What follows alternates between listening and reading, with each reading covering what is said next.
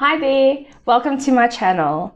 I'm so excited to share with you today all the terminology that you need to know for grade 10. I will be doing this in a part series, so make sure that you check it out.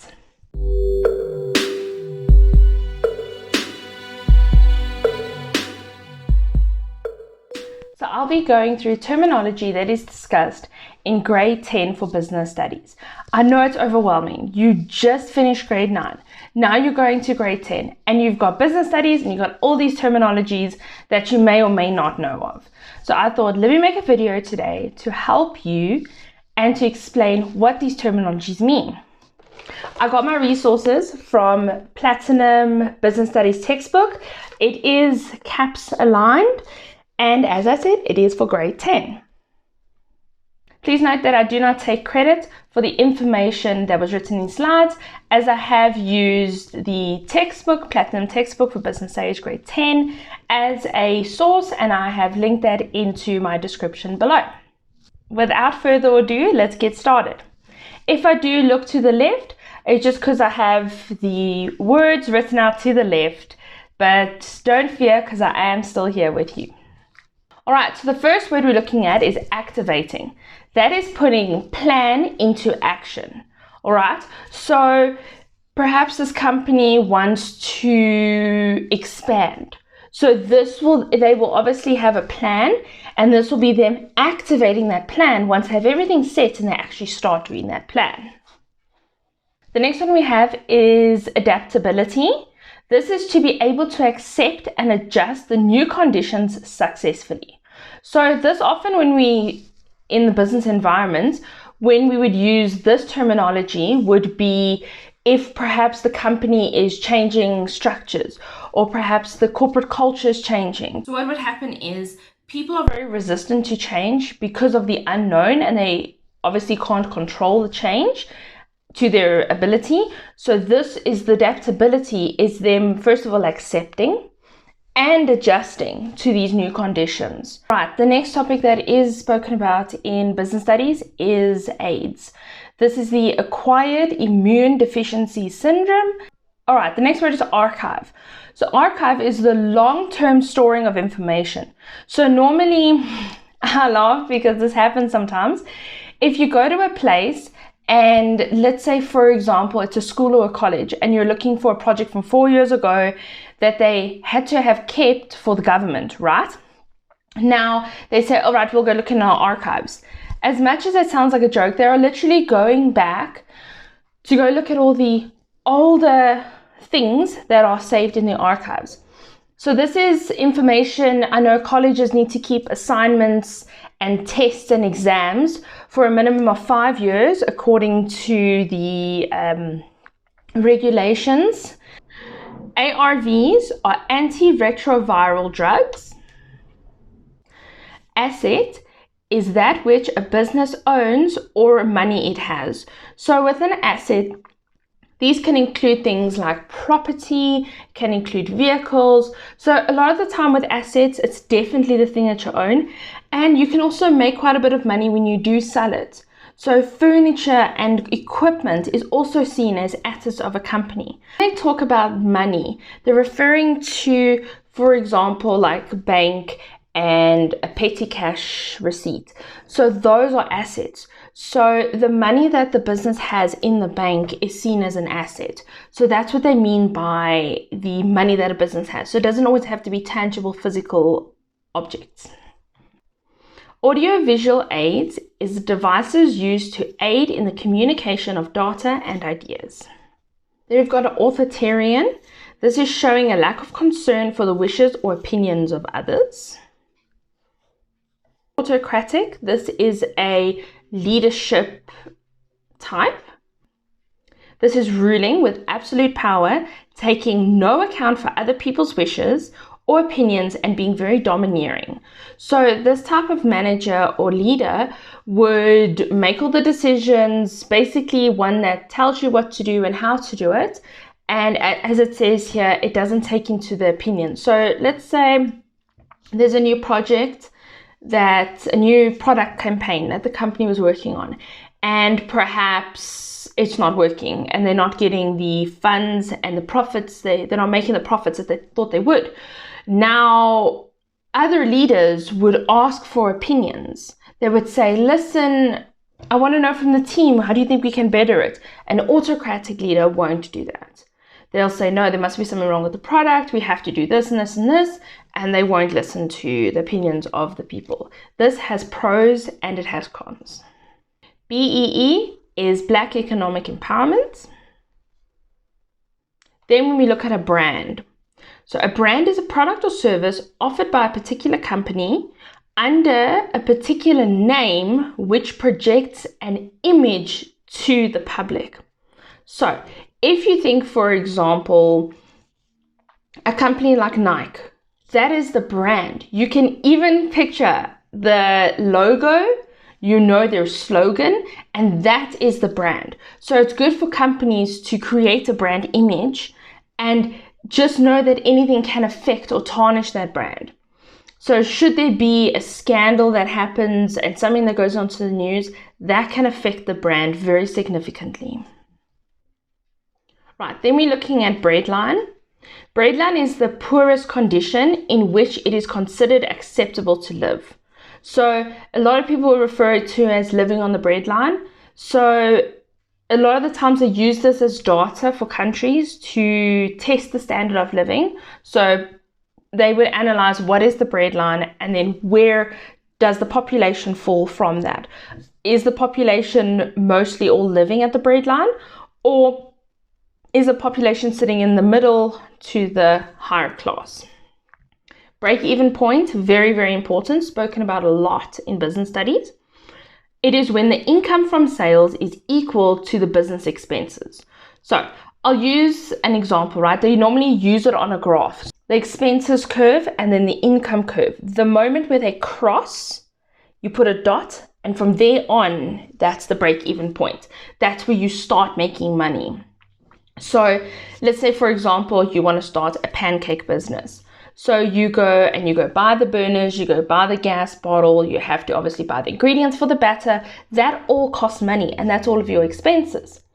Now you're selling the pancakes. Now you're not going to sell the pancakes for very expensive. So let's say we'll go with 8 or 10 Rand a pancake, right?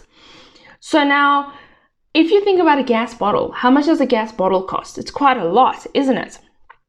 So now you need to factor in all those costs. The moment that you sell enough pancakes where it exceeds that amount, that's where you start making the money. So in a lot of the cases with businesses, you do need to invest and buy a lot of equipment first. And then you only start really making a profit once you have, the company has met the break-even point. So as I said, this is spoken about a lot in business studies, so it's important to understand this concept and know how to explain it in an exam. All right, business functions. These are unique tasks requiring specific knowledge and skills that are carried out by various people or departments to achieve a goal. Right, so the business function, right? What is the purpose of the business? Is the purpose of the business to make and sell dresses? Is it perhaps to make biscuits or make muffins and sell them? So that is obviously the function of the business. So now you need to look in that function. So let's say we're baking biscuits. You obviously need someone to make the biscuits, someone who takes the orders, someone who deals with the cash. This could all be the same person, agreed, but that's the business function. And these people need to know the different skills and knowledge. You can't just have anyone in there baking cakes. Not everyone knows how to deal with fondants, to be honest. Being a baker myself, I know fondant is difficult to deal with. So that's what they're talking about with the business functions. Business opportunity. This is an idea for products or services to sell or lease to generate income. So a business opportunity. I'm trying to think of an example now. All right, so you've noticed that in your area there aren't a lot of creches. That could be a business opportunity. You're like, all right, let me open a creche and let me offer it as a full day service and not until 1 o'clock or whatever the case is. So that's an idea. Or you think, you know what? In my area, I've noticed that people really like specialized cakes or specialized ice cream. Then you go and make specialized ice cream. So this is where there's an opportunity, but it has to come from an idea. A business plan. It's a document that outlines all the important facts, the procedures, and the processes of a business. So this is basically like a handbook of the business.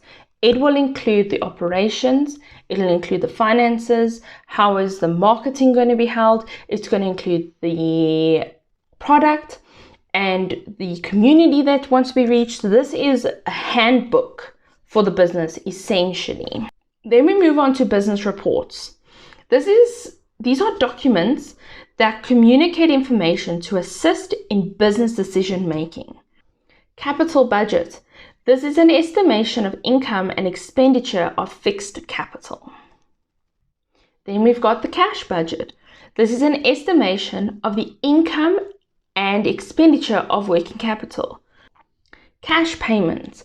These are payments for goods and services on receiving them, right? I think that's self-explanatory, but a lot of the time, some companies do like cash payments. So they like to receive, you basically pay on delivery, if that makes sense. Characteristics. So these are distinctive attributes or qualities within a person. So I know in business studies, they do talk about the entrepreneurial qualities and characteristics. So what does that make of a person? Are you a strong-willed person? Are you innovative? Are you creative? So that's what it looks for within a person. This is a big one. It's a CCMA. It stands for Commission for Conciliation, Mediation, and Arbitration. Okay. This aims to promote fair practice in the work environment. It assists in resolving labor disputes and promotes advice and training on labor relations. So should there be a dispute at the workplace, perhaps an employee keeps coming late, this can be addressed by the CCMA. And vice versa, it goes the other way around. Perhaps a worker feels that their employer is not being fair towards them and there's some discrimination going on, then she can report it to the CCMA and they will have a sit down, and that's where the mediation and the arbitration come in. So both sides get to speak their truth and their story, and then they come to some kind of resolution.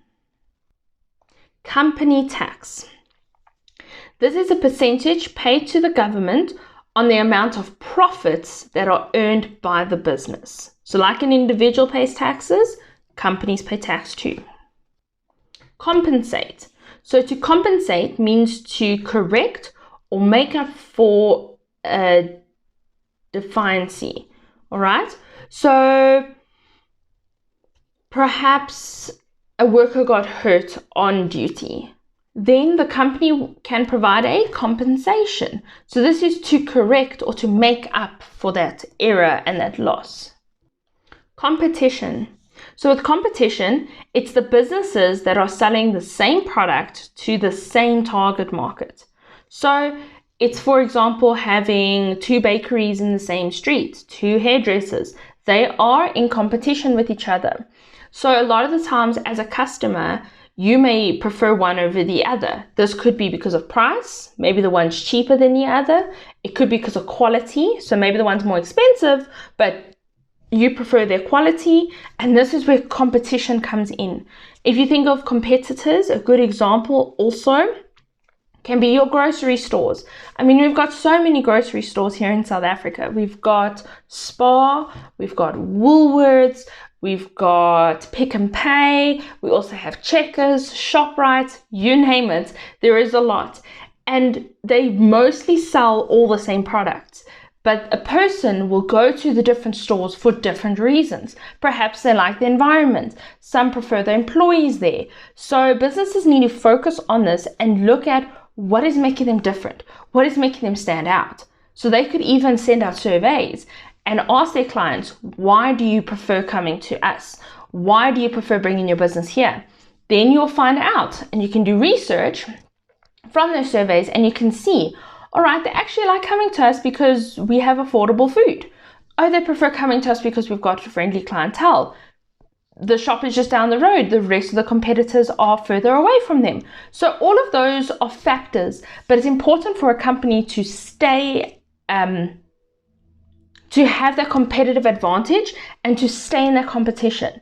Because a lot of the times companies worry too much on the internal things. They also need to look externally. So you need to look both internally and externally. Thank you so much for watching my channel. Please don't forget to check the next part in the video of my grade 10 terminology series.